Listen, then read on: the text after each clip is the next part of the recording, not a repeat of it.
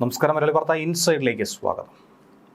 രണ്ടാം പിണറായി സർക്കാരിൻ്റെ കാലഘട്ടത്തിൽ സംസ്ഥാനത്തെ ആരോഗ്യവകുപ്പിൽ ഉണ്ടായിരിക്കുന്ന പിശകുകൾ, പലവിധ വിഷയങ്ങൾ അതേറെ ഗുരുതരമായി തന്നെ മാറിക്കൊണ്ടിരിക്കുകയാണ്. കേരളം നമ്പർ 1 എന്നും ഈ കപ്പൽ ആടി ഉലയില്ലെന്നും പറഞ്ഞ വീണ ജോർജിൻ്റെ വകുപ്പ് തന്നെ ചികിത്സാ പിഴവുകളുടെയും അനാസ്ഥയുടെയും കൊടും കൊള്ളയുടെയും അഴിമതിയുടെയും കയ്യബദ്ധത്തിൻ്റെയും ഒക്കെ തന്നെ കൂത്തരങ്ങായി മാറിക്കൊണ്ടിരിക്കുന്നു. അതിലെ ഏറ്റവും ഒടുവിലത്തെ ഉദാഹരണങ്ങളിലൊന്നു തന്നെയാണ് ആലപ്പുഴ വണ്ടാനം മെഡിക്കൽ കോളേജിൽ 5 വർഷം മുൻപ് ശസ്ത്രക്രിയയ്ക്ക് വിധേയയായ ഉഷ ജോസഫിൻ്റെ വയറ്റിൽ കത്രിക മറന്നു വെച്ച സംഭവം.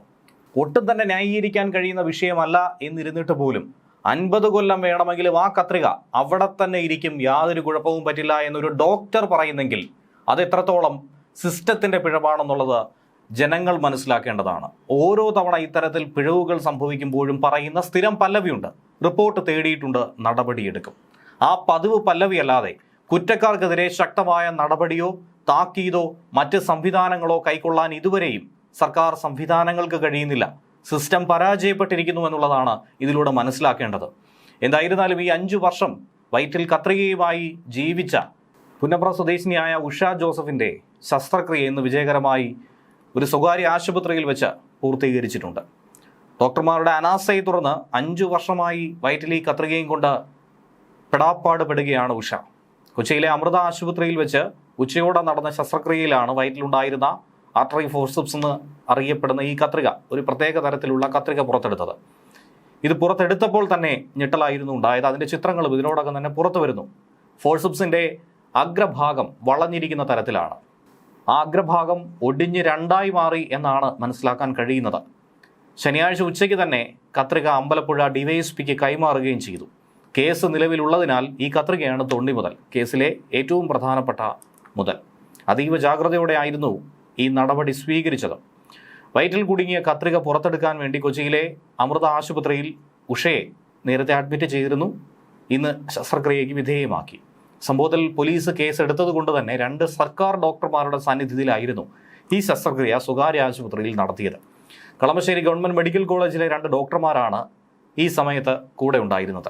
വയറ്റിൽ നിന്നും പുറത്തെടുത്ത കത്രിക ഇപ്പോൾ രജിസ്റ്റർ ചെയ്ത കേസിലെ തൊണ്ടി മുതലായതുകൊണ്ട് തന്നെ കേസ് അന്വേഷിക്കുന്ന ഡിവൈഎസ്പിക്ക് ഉടനെ കൈമാറി. വരും ദിവസങ്ങളിൽ ഇത് ഫോറൻസിക് പരിശോധനയ്ക്ക് വിധേയമാക്കിയ ശേഷം കേസ് കൂടുതൽ ബലപ്പെടുത്തും. ആലപ്പുഴ വണ്ടാനം ഗവൺമെൻറ് മെഡിക്കൽ കോളേജിൽ ഗർഭാശയ മുഴ നീക്കം ചെയ്യാനുള്ള ശസ്ത്രക്രിയ കഴിഞ്ഞ് 5 വർഷം പിന്നിടുന്നു. എന്നാൽ ഈ 5 വർഷത്തിനിടയിലും ഉഷയ്ക്ക് കടുത്ത ശാരീരിക ബുദ്ധിമുട്ടുകൾ അനുഭവപ്പെട്ടിരുന്നു. പിന്നീട് ഏറ്റവും ഒടുവിൽ ഒരു എക്സ്റേ നടത്തിയപ്പോഴാണ് ഇത്രയും കാലം ഒരു കത്രികയും പേറിയാണ് താൻ നടന്നിരുന്നതെന്ന് ഉഷയ്ക്ക് മനസ്സിലാക്കാൻ കഴിഞ്ഞത്. ശസ്ത്രക്രിയയ്ക്ക് ഉപയോഗിക്കുന്ന പ്രത്യേക തരത്തിലുള്ള അഗ്രഭാഗം വളഞ്ഞിരിക്കുന്ന തരത്തിലുള്ള ആർട്ടറി ഫോർസെപ്സ് ആയിട്ടുള്ള കത്രികയാണ് ഉഷയുടെ വയറ്റിലുണ്ടായിരുന്നത്. അന്നു മുതൽ ഇന്ന് വരെ നിരന്തരമായി വയറുവേദനയും മൂത്രത്തിലൂടെ രക്തം വരുന്ന അവസ്ഥയും ഉഷയെ വേട്ടയാടി ബുദ്ധിമുട്ടിച്ചു. പല ആശുപത്രികളിലും ഇതിനുവേണ്ടി ചികിത്സ തേടി. പക്ഷേ എന്താണ് ഇതിനുള്ള കാരണമെന്നുള്ളത് ഡോക്ടർമാർക്ക് കണ്ടെത്താൻ കഴിഞ്ഞിരുന്നില്ല. 2021 മെയ് മാസം 10-ാം തീയതി ആയിരുന്നു ശസ്ത്രക്രിയ നടത്തിയത്. പിന്നീട് അങ്ങോട്ടായിരുന്നു നിരന്തരമായി വയറുവേദനയും മൂത്രത്തിൽ രക്തവും കണ്ടത്. പരിശോധനകൾ പലതും നടത്തിയെങ്കിൽ പോലും കാരണം കണ്ടെത്താൻ കഴിയാതെ വന്നതോടെ ഏറെ ബുദ്ധിമുട്ടിയിരുന്നു ഉഷ. ഏറ്റവും ഒടുവിൽ ബുധനാഴ്ച ആലപ്പുഴയിലെ യൂറോളജി വിദഗ്ധന്റെ നിർദ്ദേശം അനുസരിച്ച് എക്സ്റേ എടുത്തു നോക്കി. എക്സ്റേ എടുത്തപ്പോഴാണ് ഞെട്ടിക്കുന്ന ആ സംഭവം ഉഷയ്ക്ക് തന്നെ മനസ്സിലായത്. തൻ്റെ വയറ്റിൽ ഒരു കത്രിക. തുടർന്ന് വ്യാഴാഴ്ച രാവിലെ തന്നെ ഇവർ മെഡിക്കൽ കോളേജ് ആശുപത്രിയിലെത്തി ഒരു ഡോക്ടറെ കണ്ടു. എന്നാൽ ഡോക്ടർമാരുടെ ഭാഗത്തു നിന്ന് തന്നെ ഈ വിവരം ഒളിപ്പിക്കാനുള്ള ശ്രമം നടന്നു. വിവരം ഒരു കാരണവശാലും പുറത്ത് പറയരുതെന്ന് അവർ പറഞ്ഞെന്നാണ് ഉഷയുടെ ബന്ധുക്കൾ ഇപ്പോൾ ആരോപിക്കുന്നത്. വീഴ്ച എന്തായിരുന്നാലും സംഭവിച്ചതാണ്. അത് ഒളിപ്പിക്കാൻ കൂടി ശ്രമിച്ച ഡോക്ടർമാരെ തന്നെയാണ് ഇക്കൂട്ടത്തിൽ നമുക്ക് കാണാൻ കഴിയുന്നത്. സംഗതി എന്തായിരുന്നാലും മാധ്യമ ശ്രദ്ധ പിടിച്ചുപറ്റി വിവാദമായി. ആരോഗ്യവകുപ്പാകട്ടെ രക്ഷിക്കാൻ തുനിഞ്ഞിറങ്ങിയെങ്കിൽ പോലും ഒടുവിൽ വീഴ്ച സമ്മതിക്കേണ്ടി വന്നു. കോവിഡിൻ്റെ പ്രത്യേക സാഹചര്യത്തിൽ സംഭവിച്ച വീഴ്ച. പഴിയാർക്ക്? കോവിഡിന്. ശസ്ത്രക്രിയയ്ക്ക് നേതൃത്വം നൽകിയ ഗൈനക്കോളജി വിഭാഗം അസോസിയേറ്റ് പ്രൊഫസറായിട്ടുള്ള doctor J Shahida, nurse PS Dhanya എന്നിവരെ മെഡിക്കൽ വിദ്യാഭ്യാസ ഡയറക്ടർ സർവീസിൽ നിന്നും താൽക്കാലികമായി സസ്പെൻഡ് ചെയ്തിട്ടുണ്ട്. ഡോക്ടർ ഷാഹിദ തിരുവനന്തപുരം SITയിൽ അസോസിയേറ്റ് പ്രൊഫസറാണ്. ഗൈനക്കോളജി വിഭാഗം മേധാവിയായിരുന്ന ഡോക്ടർ ലളിതാംബിക വിരമിച്ചതുകൊണ്ട് ഇനി അവർക്കെതിരെ എന്ത് നടപടി സ്വീകരിക്കുമെന്ന കാര്യത്തിൽ വ്യക്തതയില്ല. ലളിതാംബികയും നേഴ്സും ചേർന്നാണ് ശസ്ത്രക്രിയ നടത്തിയതെന്ന് ആരോപിച്ചുകൊണ്ട് ഉഷയുടെ ഭർത്താവ് അമ്പലപ്പുഴ CIക്ക് പരാതിയും കൊടുത്തിട്ടുണ്ട്. ഡോക്ടർ ഷാഹിദയുടെ നേതൃത്വത്തിലുള്ള 9 അംഗ സംഘമായിരുന്നു 2021 ഉഷയ്ക്ക് ഈ ശസ്ത്രക്രിയ നടത്തിയത്. സീനിയർ റെസിഡന്റും PG ഡോക്ടറും അനസ്തേഷ്യ വിഭാഗത്തിലെ 3 ഡോക്ടർമാരും 3 നേഴ്സുമാരുമായിരുന്നു. ഒപ്പം ശസ്ത്രക്രിയയ്ക്ക് മുൻപും ശേഷവും മുഴുവൻ ഉപകരണങ്ങളും പരിശോധിച്ച് തിട്ടപ്പെടുത്തുക ഇതൊരു സ്വാഭാവിക പ്രക്രിയയാണ്. എന്നാൽ ആ പരിശോധനയിൽ ചികിത്സാ രേഖകളിൽ എല്ലാ ഉപകരണങ്ങളും ഉണ്ടെന്ന് എഴുതി ചേർക്കുകയും ചെയ്തു. ഒരുപക്ഷെ അതെങ്കിലും ശരിയായ രീതിയിൽ തൊഴിൽ നോക്കിയിരുന്നെങ്കിൽ അന്നേ അത് കണ്ടെത്താമായിരുന്നു. ഇത്രയും ഗുരുതരമാകില്ലായിരുന്നു വിഷയം. അതിൽ വീഴ്ച പറ്റിയെന്ന കാര്യത്തിൽ സംശയമില്ല. ആരോഗ്യവകുപ്പിനെതിരെ കടുത്ത പ്രതിഷേധം തന്നെയാണ് ഇപ്പോൾ കേരളത്തിൽ പലയിടത്തും നമുക്ക് കാണാൻ കഴിയുന്നത്. കോൺഗ്രസ് അടക്കമുള്ള പ്രതിപക്ഷ പാർട്ടികൾ ആരോഗ്യമന്ത്രിക്കെതിരെയും സർക്കാരിനെതിരെയും ഈ അനാസ്ഥയ്ക്കെതിരെയും രംഗത്തെത്തിയിട്ടുണ്ട്. സംസ്ഥാനത്തെ സർക്കാർ ആശുപത്രികളിൽ ആവർത്തിക്കുന്ന ഇത്തരത്തിലുള്ള ചികിത്സാ പിഴവുകളിൽ പ്രതിഷേധിച്ചുകൊണ്ടാണ് ഇന്ന് പ്രതിപക്ഷ പാർട്ടികളുടെ പ്രതിഷേധം നമ്മളേവരും കണ്ടത്.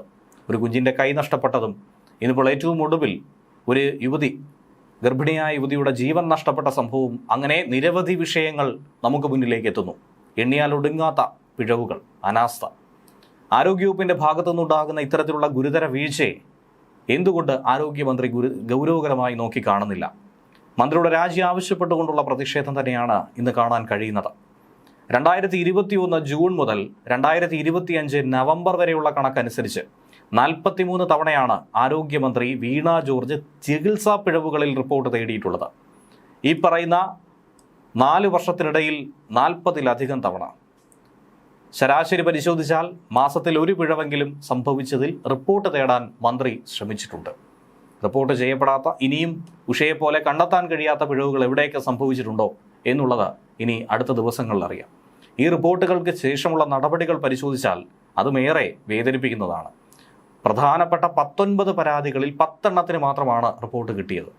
ആകെ നടപടി നേരിട്ടത് കേവലം 37 ജീവനക്കാരും. ആകെ പരാതികളുടെ അത്രയും എണ്ണം പോലും ജീവനക്കാർ ഇതിൽ ശിക്ഷിക്കപ്പെട്ടിട്ടില്ല എന്ന് സാരം.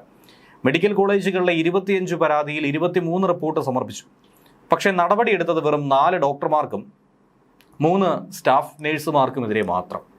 ചികിത്സാ പിഴവ് പരാതി കുമിഞ്ഞുകൂടുമ്പോഴും കിട്ടിയ ആകെ പരാതിയുടെ കണക്കും സ്വീകരിച്ച നടപടികളുമൊക്കെ തന്നെ ക്രോഡീകരിച്ച് സൂക്ഷിച്ചിട്ടില്ല എന്നാണ് ആരോഗ്യവകുപ്പ് തുറന്നു പറയുന്നത്.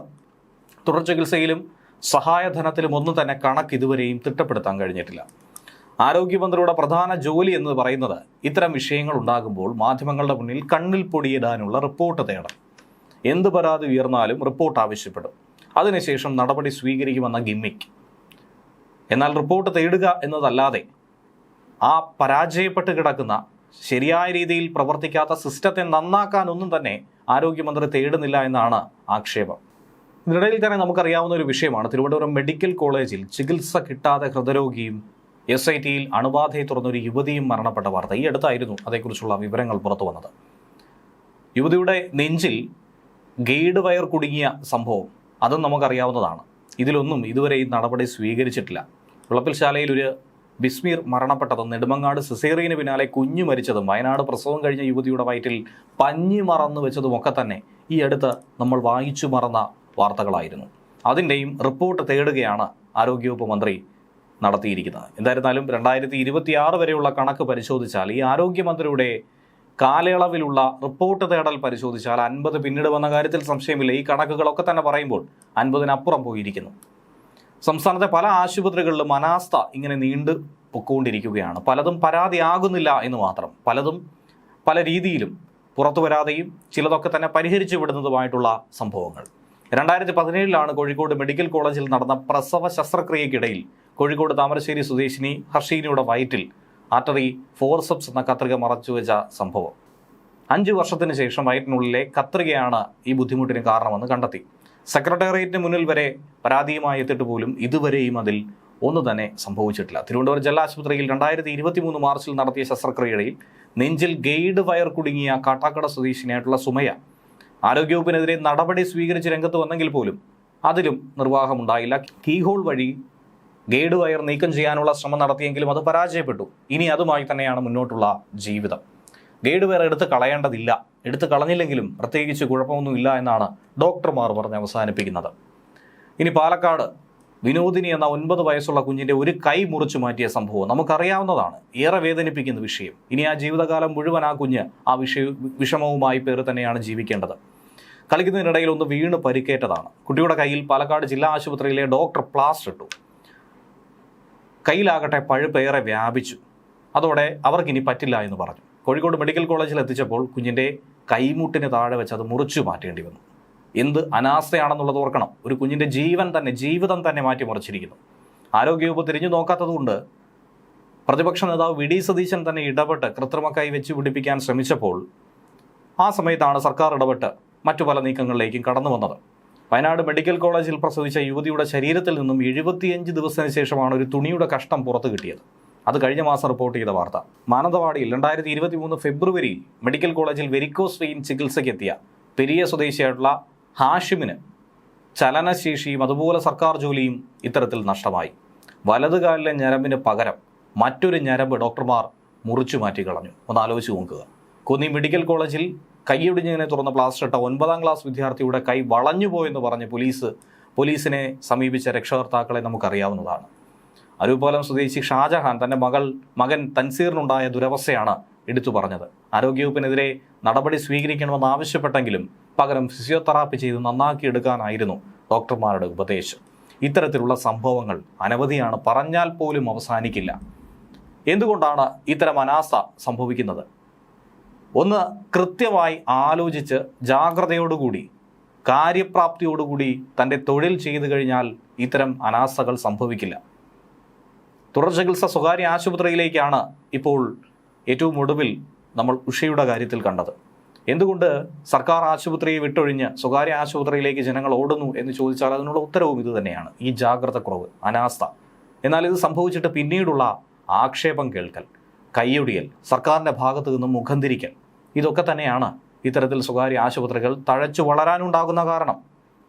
പരാതിക്കാരിയായ ഉഷ ജോസഫിൻ്റെ മകൻ ഡോക്ടറെ അവരുടെ വീട്ടിൽ പോയി പലതവണ കണ്ടു. ഇക്കാര്യം പറഞ്ഞു. ശസ്ത്രക്രിയാ സമയത്ത് ഏതൊക്കെ ഉപകരണങ്ങൾ ഉപയോഗിക്കുന്നു അത് നോക്കാനായി ഒരു സ്ക്രൈബ് നേഴ്സ് സംഘത്തിലുണ്ട്. ഈ ശസ്ത്രക്രിയ കഴിഞ്ഞ ശേഷം കൊടുത്ത ഉപകരണങ്ങളെല്ലാം തന്നെ തിരിച്ചു കിട്ടിയോ എന്ന് അവരാണ് തിട്ടപ്പെടുത്തേണ്ടത്. ഡോക്ടർക്കും അതിൽ തുല്യ ഉത്തരവാദിത്വമുണ്ട്. അതിനുള്ള സംവിധാനങ്ങളൊക്കെ ഉള്ളതാണ് ഒരു മെഡിക്കൽ കോളേജ് ആശുപത്രി.